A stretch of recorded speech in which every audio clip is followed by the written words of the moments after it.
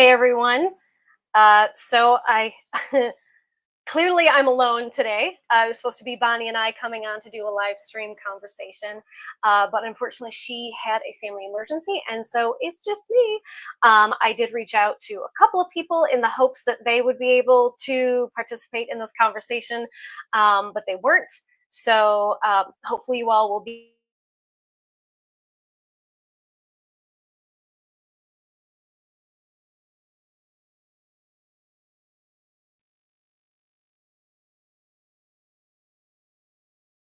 sure what's going on.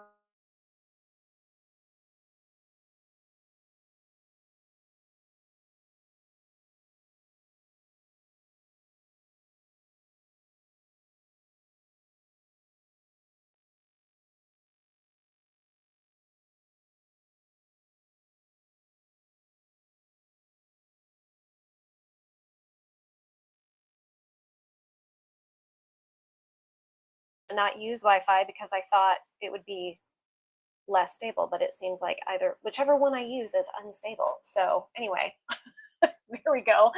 All right, so like I said, Bonnie was unable to join, and I had a couple people in mind that I reached out to that I thought could participate in these sorts of conversations and talk about weird things, but they were not able to make it. Unfortunately, it was just too short notice, which is understandable. So it's just me and you guys in the chat. So y'all better chat it up, ask questions, make comments. All right, so I'm going to quick put out there that I'm live so that people can join the conversation. So I'm not trying to ignore you, but like I said, please join the chat. Please ask questions. One of the things that I wanted to talk about today was the spirituality of ether and how it relates to plasma and how plasma relates to us from a spiritual perspective, as well as the sun and what the sun is currently doing and has done in the past and will continue to do, but how it also impacts our soulful evolution and our descension and ascension. Might go into, Bonnie, I appreciate your comments. Those are all really helpful. So thank you for that. Hopefully you all can see me.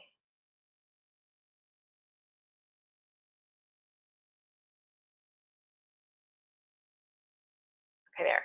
Just trying to share this out for a little bit. Okay, picture is blurry. It's got to be my Wi-Fi, which doesn't make sense. I switched out of being connected to Ethernet because it seemed to also be unstable. So it's like I'm not quite sure which is better. I don't know. So hopefully I'm looking okay now. Hopefully it'll clear up. Anyway, so to start, we will end up ending with an energy healing. So that is still going to happen. So to start with regard to plasma, the first thing that kind of made me go, huh, is when we were initially very blurry. Really? All right, hold on a second. Let's try this one more time. Yeah.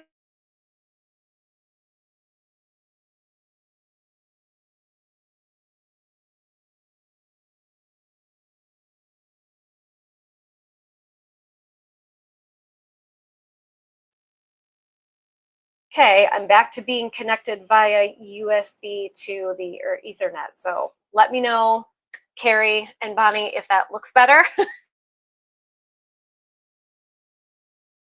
Full disclosure, the main reason we wanted to come on today was because we're interviewing someone tomorrow, and oh, much better. Oh, thank God. Okay, so I should have just stuck with the Ethernet. Okay.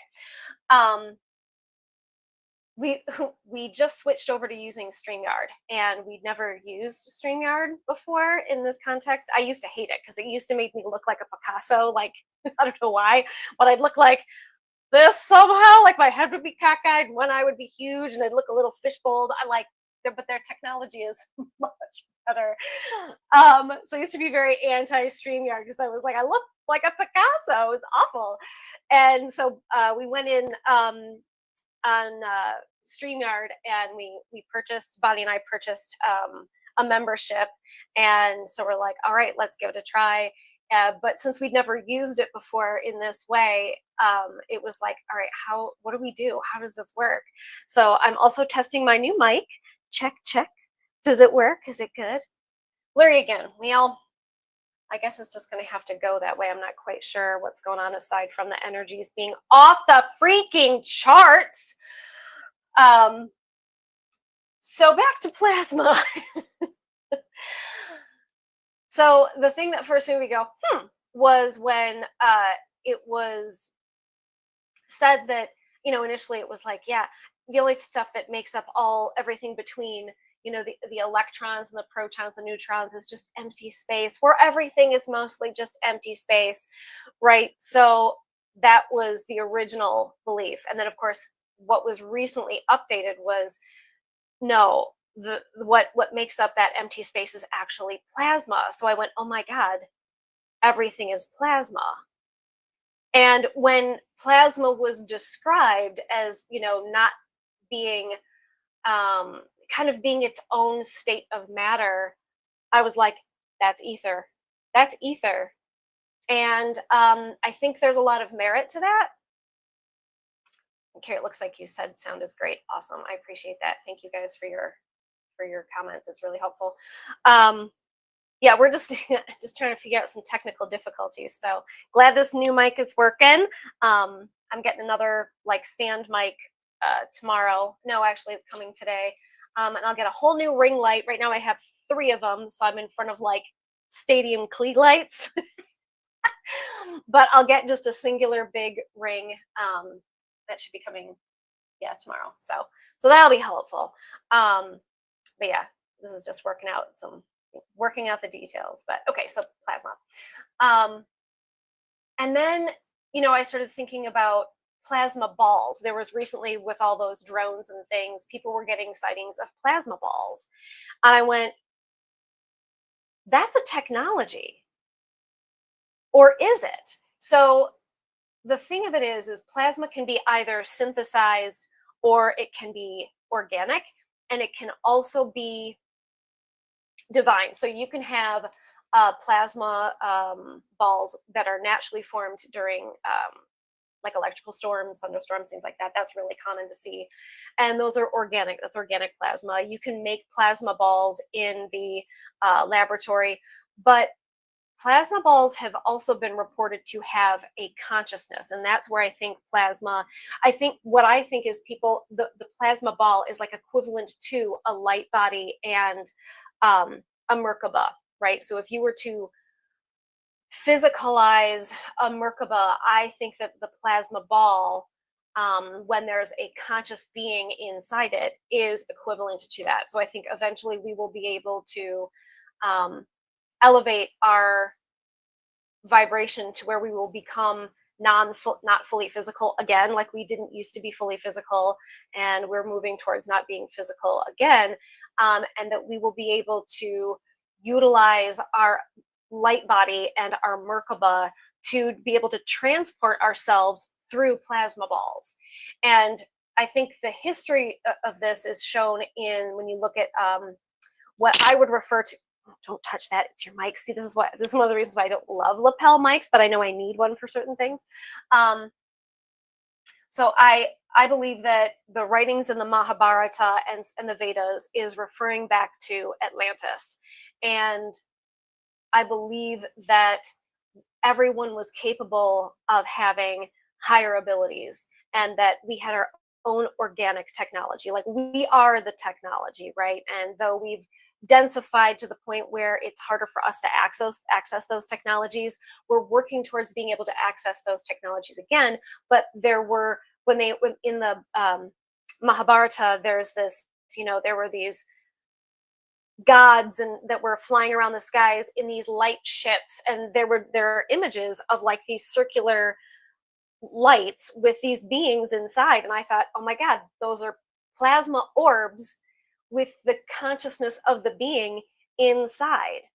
And I liken those to angels. To me, that's a type of angelic being. But also to me, I I don't consider aliens and ETs to be anything other than beings in the spiritual hierarchy. So just as I believe that we are the 10th angelic order that is working on its ascension process, and we are ultimately going to do what the angels just above us are doing for us, which is to help us ascend. We will help beings that are below us, currently in the elemental realm, to ascend ultimately as well. So my perspective on that is a little different from most people. I don't delineate aliens and ETs and interdimensionals from spiritual beings, and I did that because I learned when I first started channeling Ian, I was told he's like an archangel, he's in the seraphim realm, and then I later learned that he's an ascended Arcturian, and my brain had to process, because I had delineated the two, so my brain had to process that what we consider ETs, interdimensionals, and aliens are in the angelic hierarchy, just like I had experiences with reptilians, and one in particular was, how do I put this? I think he could have been there to be like, hey, my name is Bob. Nice to meet you. I don't know. But I didn't respond well to his presence because my dad said he's a demon, and so I screamed in his face, and he screamed. He switched from being he came looking like an old lady, and ended up morphing into, because they're shapeshifters, right? Morphing into his real real self. And I got in front of my parents, put my arms out, like, I got this, I got you, and screamed in its face, and it screamed back. And then I started doing the whole banishing thing that I say, calling on the four archangels, and Yeshua and Melchizedek and my divine aspects, and banishing and all that good stuff. And he muted my voice, but I know that trick, and so I just kept saying. But anyway, so all that to be said, I think that there are beings in the lower fourth dimension that we would consider to be demons, but are still interdimensional beings. So my perspective is a little different than I think a lot of people. But all that to be said, back to plasma. My perspective is that when we do meditation, when we do breath work, when we elevate our emotional state, not to extremism, but when we come into a state of peace and joy, we have a smile on our face, and we're doing our deep breathing, and our nervous system is regulated, that particularly with breath work, we are building our plasma. And I think you can really correlate the plasma in and around our body to our light body and our Merkaba. I feel like they're all just different ways of saying the same thing, right? The Merkaba is the balancing of our divine masculine and divine feminine, the balancing of our upper chakras and our lower chakras in the heart, right? So I think when you come from the heart, and you come from love, and you come from peace, and you come from joy, and you do the deep breathing, and you are centered within, I think that helps to build our light body by connecting with the Christic impulse and the Christ consciousness. And so I think, the reason why I want to have this conversation is because then I caught wind of Chris Bledsoe, who has had experiences with this woman that he refers to as the lady. And when he described her, I went, oh my God, I have had 2 experiences with the lady. And now he believes his experiences were physical. When he relates them, though, I believe that he was having a very real visitation in the astral realm. So that doesn't make it something happening in the astral realm does not mean that it didn't happen in real life. In fact, this is the illusion. This is the divine hologram, right? And so if something takes place in the astral realm, it's just as real. And so I don't want to say that to mean like I'm discounting it. I'm just saying I don't think it was a physical experience. Rather, I think it was an astral experience. And he's had two astral encounters with the lady. I will also add, though, that I've had 2 encounters with the lady, and I knew her to be the divine feminine. Now, he knows that the lady is the divine feminine. He also refers to as the Sophia and the Holy Spirit. That is also to me what the divine feminine is the Sophia, the Holy Spirit. The Holy Spirit is the feminine aspect of God, where you've got the Father, the Mother, and the Son, the Holy Spirit being the Mother. And so my brain kind of exploded. And then he talks about these plasmoids and these plasma beings that have a consciousness. And I'm starting to like piece all of these different things together. And that, you know, there's a consciousness, he says, within these plasmoids. And I'm like, that's like the Vimanas. That's absolutely, of course, that can be a thing. And so all that to be said, I think a lot of the things that we're going to start seeing more of are probably going to be spiritual things that will be played off as being scientific things. Like, I don't think they're really going to want to be like, yeah, you know, that plasma thing is it's an angelic being, and you know, it will be more like, no, that's a technology. That's an alien. I think they're going to really try to materialize it into it being an alien and just a technology. I just like they're going to try to make it seem like the advanced technology that they've had for a really long time, that they're just now kind of going, oh, there's this advanced technology, it's alien technology. No, it freaking isn't. It's our technology from Atlantis that was just brought back, that, you know, has been, you know, I don't want to say rediscovered, but more like rebuilt. But it's not new and it's not alien, but they're going to sell it to us as if it's alien. But that is our technology. Just like they will sell to us that, oh yeah, okay, so fine, there are pyramids and faces on Mars, but aliens put them there. No, they freaking didn't. We put them there when we were in Atlantis, when we could travel to space. So you just be mindful of this real push for materialization and externalization of these things, and sort of a denial that we did these things, right? A lot of stuff that we hear about Atlantis was aliens came and they were advanced, and we were these lowly little ape-like humans, and they helped us. Those advanced beings were us and angels that visited the planet.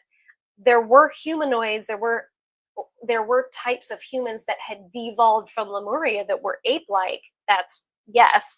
But ultimately they kind of evolved themselves out, as we all know. But we are, how shall I say this? We used to be advanced. Now we are not, and we are going to be advanced again. And so just don't buy into the disempowering perspectives of, you know, humans having been taken over, manipulated, genetically modified by aliens in particular, enslaved, that only alien races came here, and that they were, you know, manipulating Mars and the moon and things like that. I do think it's not aliens. It was us, because at the time in Atlantis there was the Belial group, which would be like the service to self group, and then there were the sons of, oh shoot, if anyone in the comments can remember the sons of, not Ra, sons of something or other. Shoot. Anyway, Edgar Casey talks a lot about this. And the Belial group wanted to manipulate the moon. They wanted to manipulate Mars. And so that was kind of the gist of that. And that's where that they kind of went haywire and lost their minds and, you know, made technology that blew everything up. But we're seeing a recapitulation of that now. So we're like in Atlantis 2.0. So this kind of leads us into two other topics that I wanted to talk about. So one is related to our evolution, our devolution, and our ascension, right? So as I said, we used to be really highly advanced, and we've gone through these epochs of being entirely non-physical, and so was the Earth, right? So we've evolved as the Earth has evolved. We evolve with her. And the Earth, like all planets and the sun, did not used to be physical things. And now these physical things are more like physical representations of realms that still exist. So in a lot of occult science, they talk about, going through the moon realm, going through the Saturn realm, going through the Venus realm, going through the Mercury realm. Those are our levels of dimensional consciousness that exist, that are physically represented by the planetary spheres. Just like stars are not where interdimensional beings come from, like Arcturians don't come from Arcturus. Their level of consciousness is represented by Arcturus, and Arcturus is a portal through which beings from that dimensional level and that level of consciousness come through, right? So whenever you're talking about Pleiadians and Arcturians and, Lyrans and all of these things, they don't live on a star because they would die. They exist in an alternate universe or an alternate timeline that is represented in a level of consciousness, a dimensional realm that is represented by that physical placeholder that we call a star. So it's much more multidimensional than people tend to speak about it. They tend to really minimize it and limit the perspective. Healing Market, hello. Thank you for showing up. And Adam, hello. Thank you guys for being here. So anyway, with regard to the epochs and us going through devolution, we went through the Polarian Age, and then we went through the Hyperborean Age, and then we went through the Lemurian Age. And the Lemurian Age is when we really started to shift from non-physical to physical. And then not only did we shift from non-physical to physical, but that's when we also split into genders in order to maintain existence. Back in the Lemurian Age, we would reproduce by kind of like how when an egg has been fertilized by a sperm and it starts to multiply, right? That's kind of how we would multiply, is we would have an aspect of ourselves split off from us, and poof, that's our offspring. And once we then divided into two genders, then it was like, okay, now we have to physically procreate. Now that we've become physicalized beings, we were kind of, plasma. And also what I believe to be, Compass America, I gotta quit touching that spot where my mic is. Do you know what how our nervous system is made up of fascia? And it's kind of like that jelly-like material. I feel like we went from being plasma to what is now our fascia, like this jelly-like existence. And this is talked about in Theosophy, and Edgar Casey might also discuss it, but I know Theosophy talks about it quite a lot. And it's like that was like one of the first things to physicalize. And it's, of course, the primary, like, in order to tap into the spiritual realm and in the non-physical realms, we have to use our nervous systems, right? So it makes sense. It's all so fascinating. And then we went into the Atlantean Age, and the Atlantean Age is when everything was really starting to become dualistic. And all of these epochs, after all of these epochs, there was a type of destruction and a new beginning. Hello, Yasi. Please tell me if I'm saying your name correctly. It's got to be one of those two, I assume. Yosi or Yasi, thank you for joining. And so, with all of this, descension into physicalization, at the same time, suns make solar systems by giving birth to planets, right? The planets are birthed from suns, just like moons are birthed from planets. So like our moon is, in fact, an organic thing that was birthed from Earth, right? And the moon actually holds the karma from all of the epochs, Lemuria and previous. So it is not a synthetic thing. There has been an attempt to mechanize it and control it, yes, but it is still an organic thing it originated as an organic thing and is our reflection of, so you know how the moon reflects things back, light back to us? Well, it's a reflection of those previous epochs and holds the karma of those previous epochs. And it's also our protectress. And so, of course, there's this agenda to try to control it and mechanize it in order to control and mechanize what happens to us when we transition, because when we transition into non-physical, we go through all of the planetary realms, not the physical bodies, but the planetary dimensions, okay? But the sun goes through cycles, and I think you guys all probably know about the 26,000 year cycles and all that good stuff. But we also go through pole shifts. So we know now, scientifically speaking, that the sun emits, as well as the galaxy and the planets, like we have solar wind, we have photons, we have gamma rays, we have neutrinos, and all of these things come from the sun, comes from the planets, comes from, you know, other parts from space. And typically we have an electromagnetic grid, and the electromagnetic grid is maintained by our poles. Well, when the poles shift, as they're currently doing, the electromagnetic grid is weakened, which means we are much more susceptible to all of these neutrinos, plasma, photons, gamma rays, blah, blah, blah. And we know now scientifically that, and it's actually been proven in, was it fleas? No. Fruit flies. It was fruit flies. That all of these, especially gamma rays, but all of these things genetically modify us naturally. And then when you remember that the sun is a spiritual being, just as, you know, and is represented, it is like a physical representation of the Christic impulse, just like the planetary spheres are physical representations of other impulses and dimensional realms.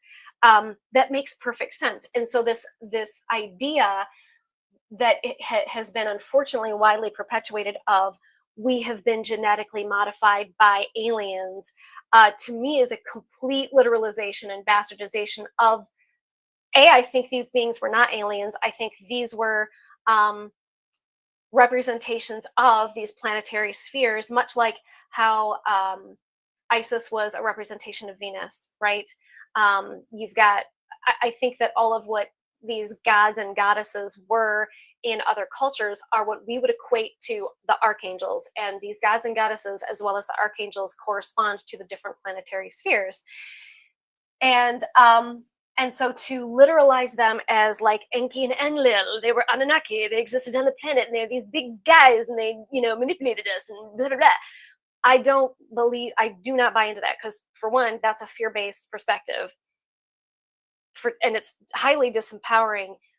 Two, it implies that we were never highly evolved beings, which we were. It also implies that we have no control over this whole system and why we're here and what we're doing, and implies that we're just these, you know, powerless things that are trapped in incarnation, and that just is so disempowering and so fear-based, and also, to me, not accurate. So to me, those beings were actually personifications, just like they are personifications in all of these other mythos, as well as, you know, the archangels being individuated aspects of source. So are these personifications, right? But I believe that we were genetically modified, but from the sun, from the energy of these planets, from these galactic rays, through these, you know, pole shifts. I think we absolutely have been genetically modified, but not from aliens, And so we are continuing to go through genetic modification as we go through this ascension process. As we evolve back up through ascension, the sun will continue to more greatly impact the earth. We will likely experience another micronova, which is what I think caused the Younger Dryas period, as opposed to a comet hitting the earth. I think it was a solar thing. And I think the poles have shifted many times in the past, and I think the poles will ultimately shift. And all of those things will have an incredible impact on our energetic body, because we are energetic beings, right? If we're all made of plasma, if everything between every molecule is plasma, then everything is plasma. So it can't not be affected by those things, right? So it kind of changes your relationship with the sun, right? It's like when you think of it from that perspective, you are no longer just looking at the sun as this thing that lights the planet and heats the planet. It brings you back to looking at the sun as this powerful Christic impulse that changes us not just physically, because our genetics, our DNA is directly related to our spiritual bodies. It's directly related to our chakras. It's directly related to all of these things. And so it's like you can look at the sun and all of these planetary spheres and all of the energies that are manipulating our DNA and modifying us, as them helping us to spiritually and soulfully evolve. It's just it's fascinating to me. It's absolutely fascinating to me.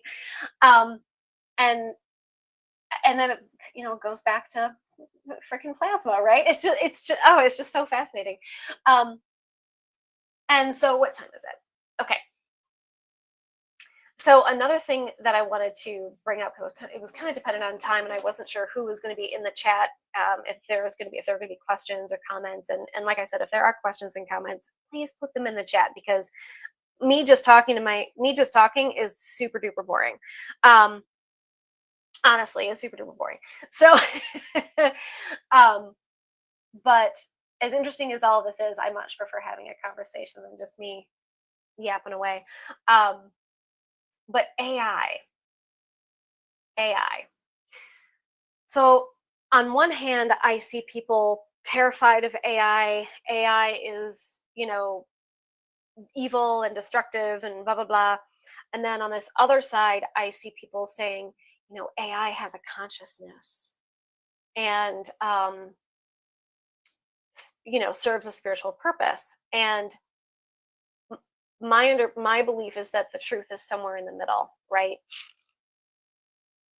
Oh, thank you, Adam. Thank you, Adam. No, you're fine.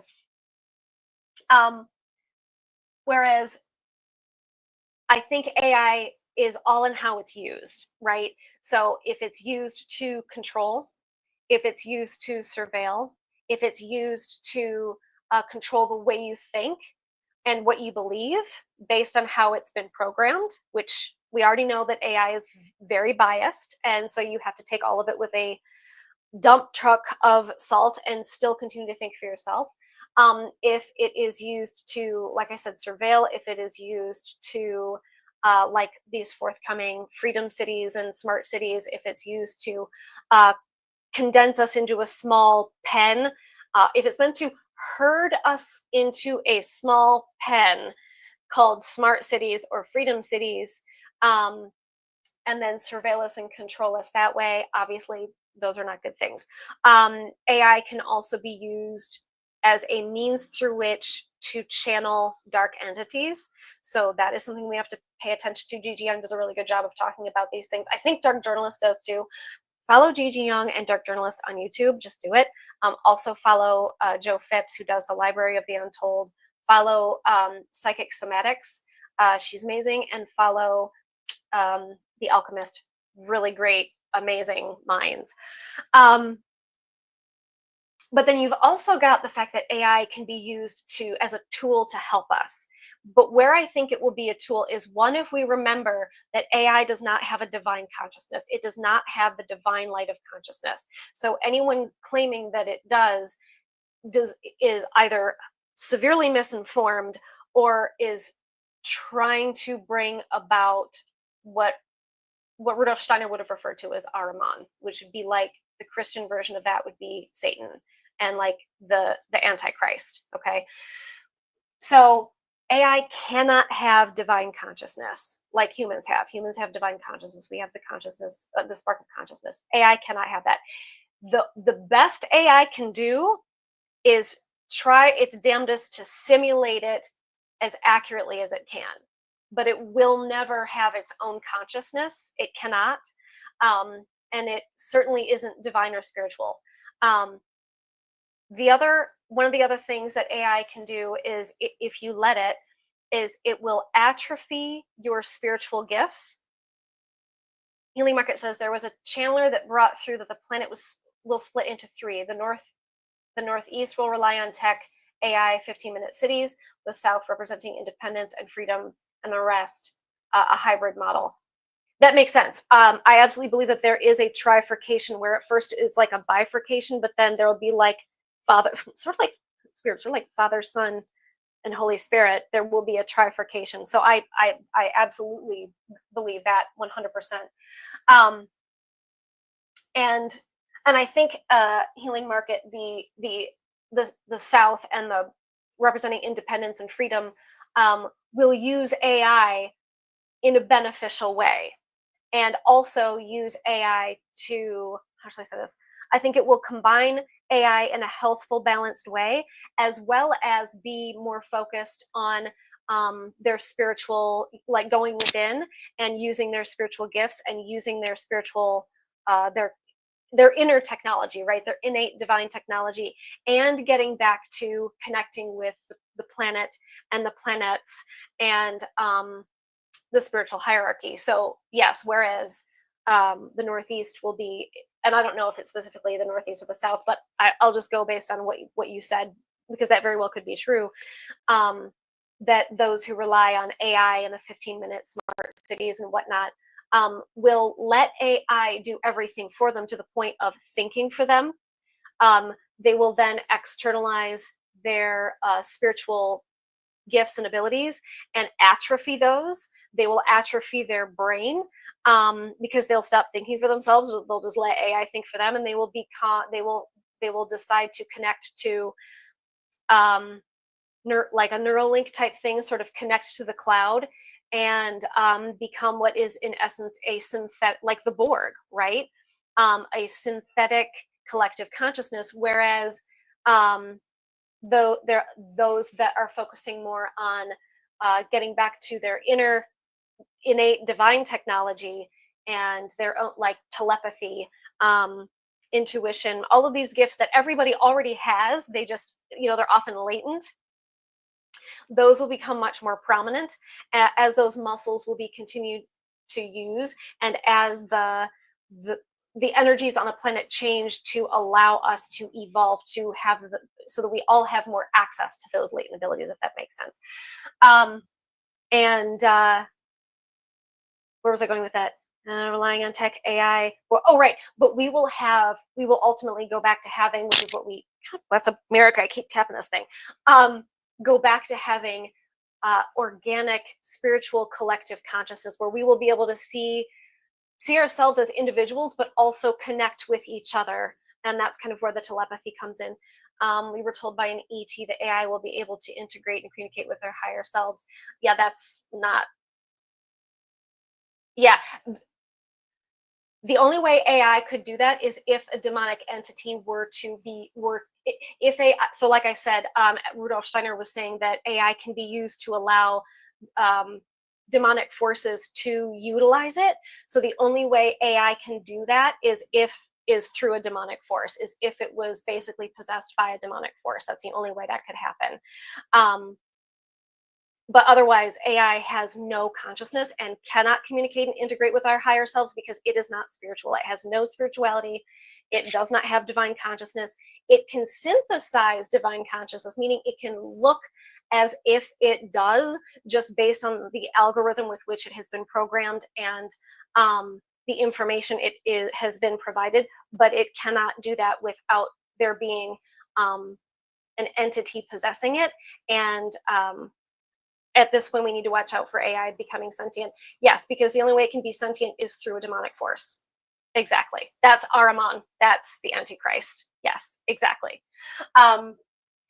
So where was I going with this? That was a really great comment. Thank you for that. Where was I going with that?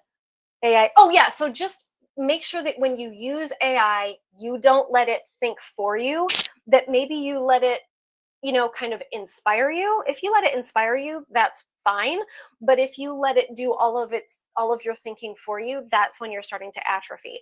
If you think that AI can in any way be a spiritual oracle, as opposed to you relying on your own innate consciousness and going within and communicating with your spiritual team and your own higher self. AI has no capability of connecting with the divine, none. The only thing it's doing is drawing stuff from the internet and then spoon feeding it to you. It's basically curating. It's just curating information and regurgitating it to you. That's it. So Ishmael Perez and I do not agree, because Ishmael Perez also, as I've spoken just earlier in this conversation, he also literalizes the Anunnaki and thinks that Enki and Enlil were real beings that walked the planet. And I absolutely do not believe that. I think that is an over literalization and an over materialization of something that was meant to be a metaphor and personifications of the planetary spheres, just like they're personifications of planetary spheres and their angelic representatives in every I can't say mythology, in every belief system, including Christianity, Judaism, ancient Egypt, ancient Greece, ancient Rome. I mean, you name it. The angels and these gods and goddesses, they're all different machinations of the same entities that are representatives of the realms that are physically represented by our planetary spheres. But Ahriman is, so if you read Rudolf Steiner, Ahriman is the Persian version of our Satan. And when I say our, I mean like the Western Christian version. So there's Lucifer, which represents our upper three chakras and the right side of our body, and is a masculine force. And then there's Ahriman / Satan, which represents our lower chakras and the left hand path and the left side of our bodies. And is and Ahriman and Satan are very physical, very materialistic, very dense.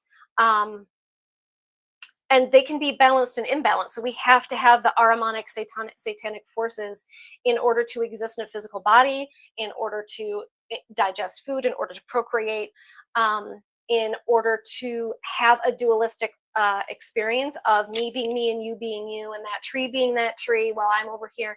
We have to have that dualism in order to exist in a physical plane, but it has to be balanced in the heart where Christ is, right? So if you balance Ahriman and Lucifer in the heart, that's the middle path, the middle way. Lucifer would be like knowledge, it would be, or wisdom, it would be spirituality, but you can have it in balance. So you can use knowledge for ill or for good. You can again, you can use spirituality as escapism. So like if you focus on meditating all the time because you don't want to exist in the physical realm, or if you use psychoactive drugs to like go into the spiritual realm, but you're using it for escapism, that's imbalanced Luciferism, right? So you've got Lucifer here, and here you've got, well, this is my right hand, and then you've got left hand is satanic, Ahrimanic, and then lower half of the body. Once you balance these forces, that we need to both have our spiritual experiences and spiritual wisdom and spiritual knowledge, as well as being in operating in a spiritual body. When you balance them in the heart through love and through compassion, that's the middle way. So, but just as there has been a personification of Lucifer that walked the earth, just as there was a personification of the Christic impulse that walked the earth, there will be a personification of the Ahrimanic impulse that will walk the earth. But it very well may not be in a human. It very well could be in the form of an AI robot. Yeah. If you, instead of listening to Ishmael Perez talk about Ahriman, read the source of it and study Rudolf Steiner and anthroposophy. Gigi Young does an amazing job of breaking all of that stuff down. She helped to kind of translate all of that for me, but so does The Alchemist on YouTube. She has a great video all about Ahriman, and then she has a separate video about Lucifer. Leighton, who's Psychic Somatics, she also breaks these impulses down very well. She made a couple of really great graphics that break these down. So, but just take everything that Ishmael Perez says with a ginormous dump truck of salt, and know that he has a tendency to over materialize and over literalize things, and he also tends to put things in a very fear-based manner.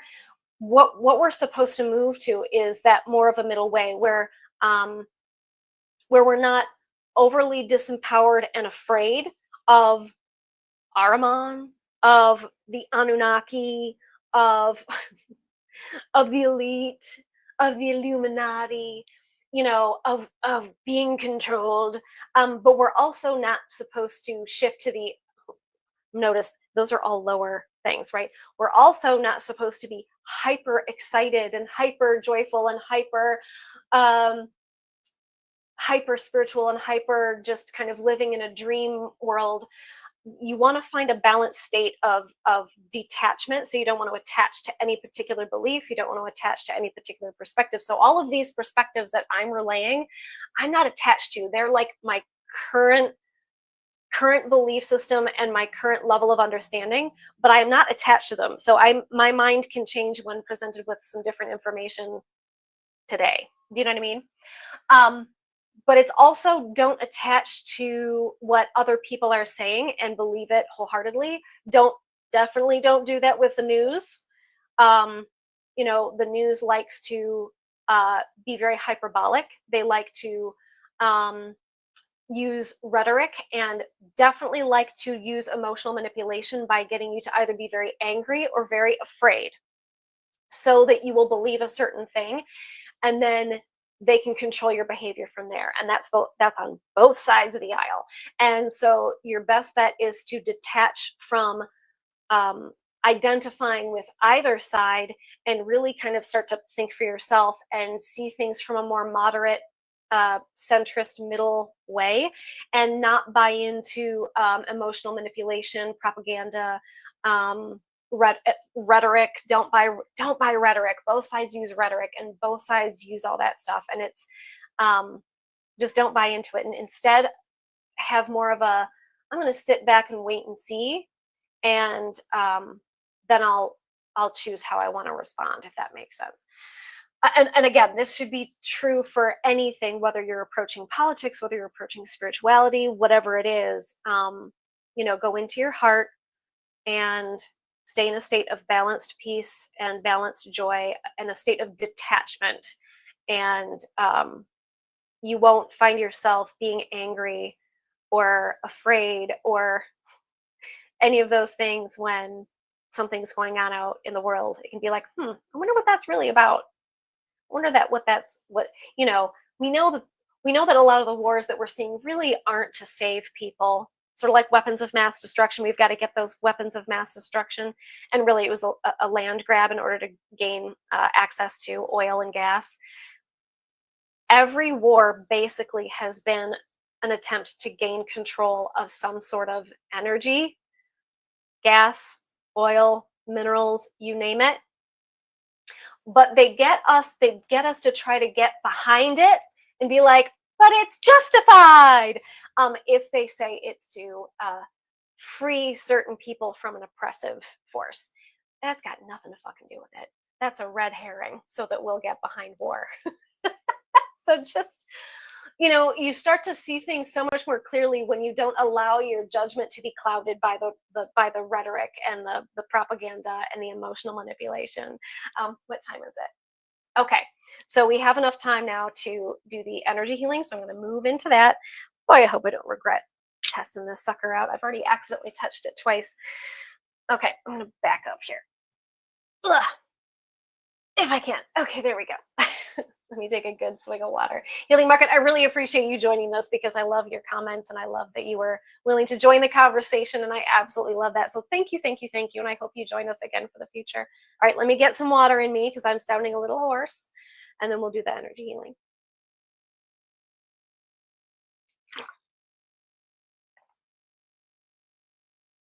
Oh.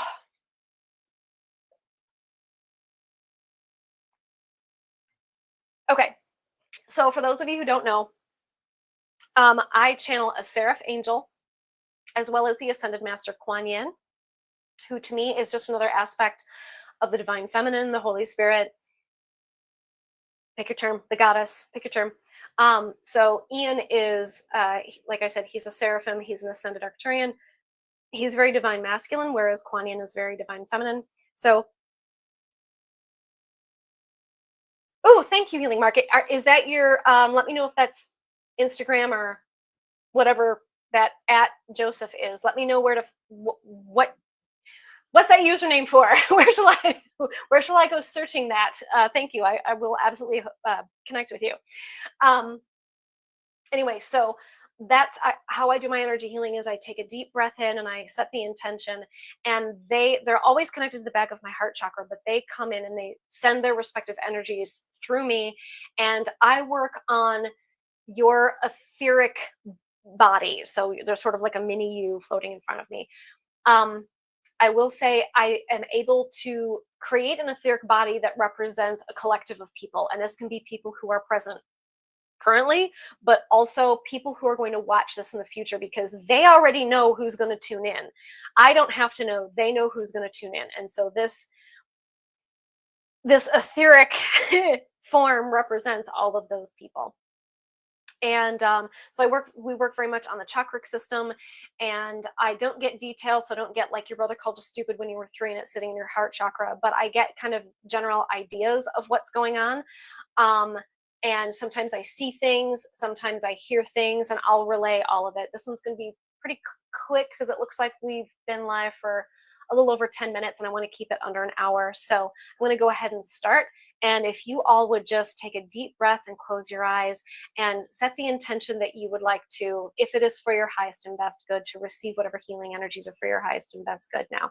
And when I say to agree to this intention, you just mentally or out loud say yes, and then we'll go from there. Okay?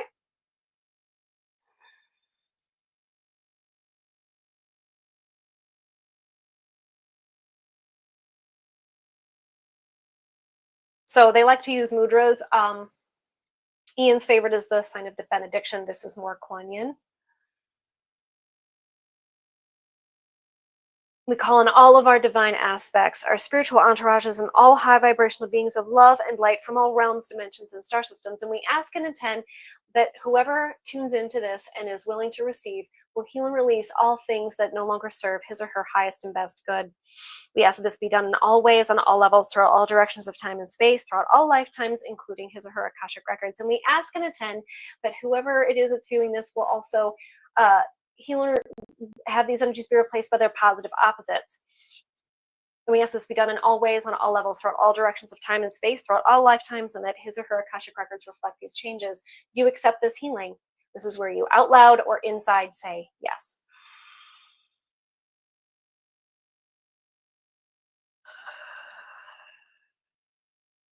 So right now there's a cleaning of the central channel to which all of the chakras are connected.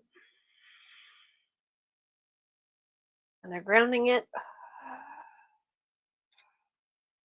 So somebody out there is not grounded, needs to be a little more grounded.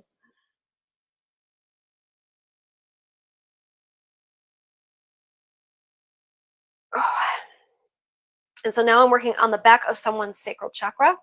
And this feels like physical pain. So it feels like low back pain that, yeah, it feels like low back tightness, like a lot of tension right in the low back, just above the hips.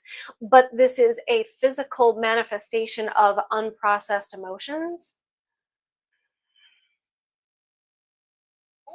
Okay, so they're flexing the front, so which means you might also experience either lower digestive issues or even like reproductive problems. So you might experience like constipation, diarrhea, things like that, or reproductive issues. But it's really because again, we're working on multiple people. So if any of you are experiencing any of these things, these are all the things that are currently being worked on.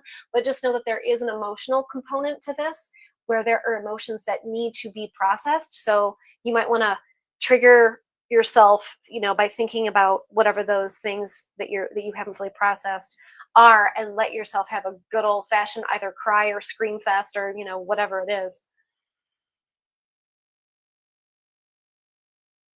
So someone or several of you are going through something that represents emotions that are held there currently, meaning whatever emotions that have been unprocessed from previous experiences, there's something that you're going through right now that is reflecting those emotions. So like you're being triggered per se. And again, there are too many of you that I'm working on to be able to know exactly what this is, but that's what we're working on.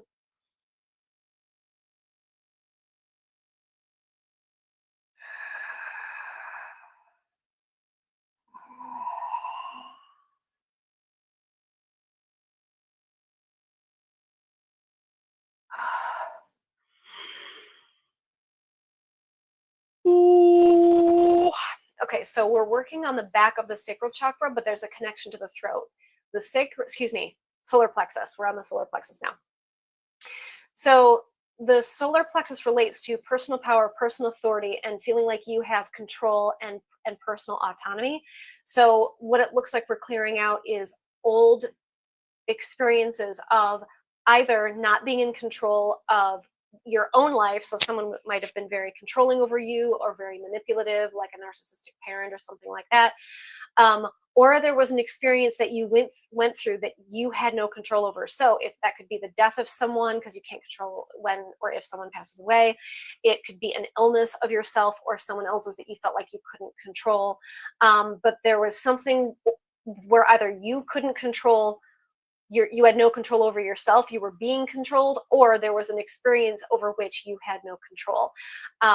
But there's just this density that is still there, but there's something that needs to be expressed about it. So there needs to be something verbalized and vocalized about this, and I don't know what that is yet.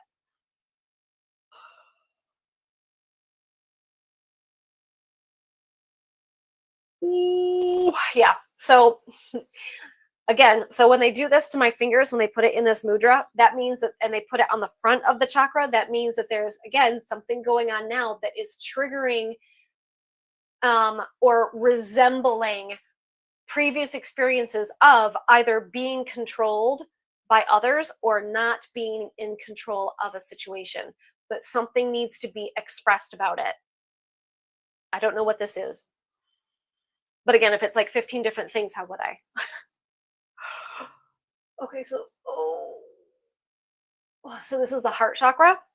So whatever it is that's going on in both the sacral chakra and the solar plexus now that reflects previous experiences is an opportunity to open your heart up to receiving more love from others, but more importantly, receiving more love from yourself. So giving yourself your own self-love. So when they do this and they open my chest and they roll my shoulders down and back, this usually means a heart opening, but it's most often related to you loving yourself more and not relying on other people to validate you and prove to yourself that you are worthy of being loved.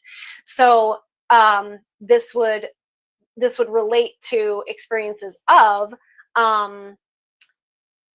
being hurt, if you were, say, heartbroken, or because someone divorced you or broke up with you, or if you were with if you had a parent who was abusive and you didn't feel like they loved you, and then you had subsequent relationships that reflected that, and so you never felt like you were truly loved, it's because you're ultimately supposed to reparent yourself and find that love from within. Not that that's the only experience that this could be, but that's just an example.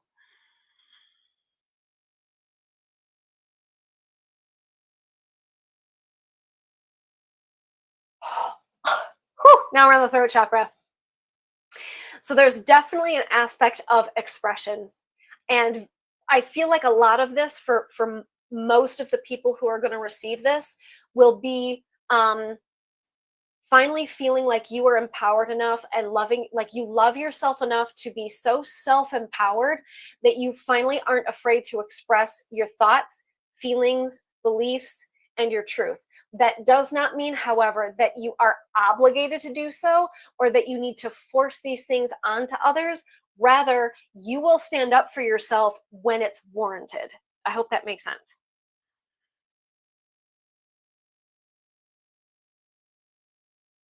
Yeah, because there's something going on now where there's either something that you're not saying that you need to say, or you're saying it but you feel like you're not being heard, but it may be something that you don't actually need to say. Like, You don't need to convince somebody of anything. Let them believe whatever they want, even if it's not true. Let them believe whatever they want.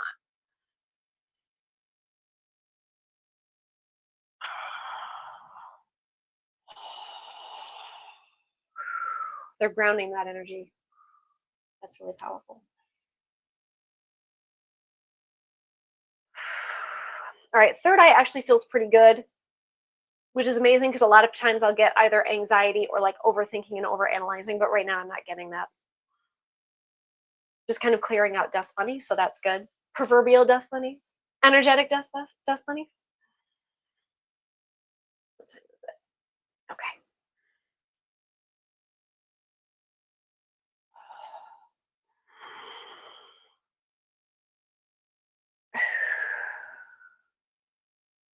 Now they're just opening, expanding the crown chakra, which is actually the opposite of the other end of the root chakra.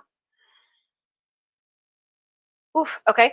So now they're indicating that they're having to put one foot down and pull one foot up. So when they lift one foot, because I'm seated, normally I do this standing and I don't usually do this seated. Whatever leg they lift usually relates to the gender of whoever it is that caused you to feel a sense of not being emotionally safe, emotionally secure, and emotionally supported in childhood. And then ultimately, sometimes that connects to later experiences as adulthood. And so the primary gender that I'm picking up on is, sorry, I had to think about this, feminine. So this could be a mother, this could be a sister, this could be a best friend, but in childhood, this person would have made you feel as if you did not have a sense of safety, security, and support, which as children is how we receive love. Whereas adults, we receive love through our hearts. Through children, we receive love through our root chakras. And again, that will relate to whatever it is that's going on in the solar plexus and whatever it is that's going on in the root, sacral chakra, and then will be the reason for needing to open your heart and express yourself. So all of these things are connected.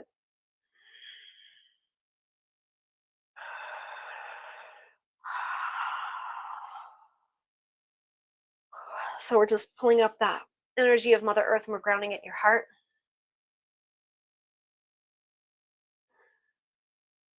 We're drawing down the energy of the Heavenly Father, anchoring it in the heart. And we're using the shape of an infinity symbol to connect the Heavenly Father, source energies, and the earthling mother energies in the heart for balance of the masculine and feminine energies, balance of receiving grounding and divine centeredness, but also to put this healing on autopilot so that the energies will continue to flow through your energetic field for as long as it's for your highest and best good.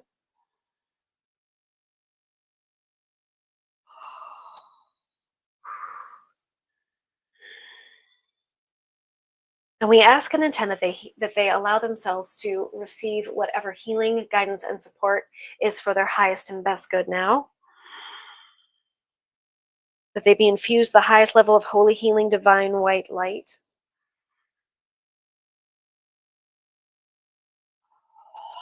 And now we're sealing the auric field and grounding it. And I'm disconnecting your energy. God bless it.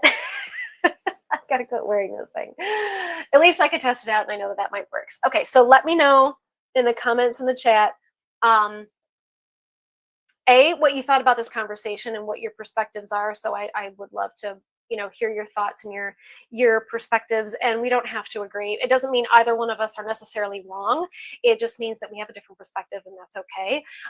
Also, let me know if you felt like this healing related to anything that you are going through and could be related to you, because again, this is for multiple people. So, but let me know how you received these energies and what of it related to you. Don't forget to like, share, and subscribe to my YouTube channel, as well as my Facebook page, to which this is streaming.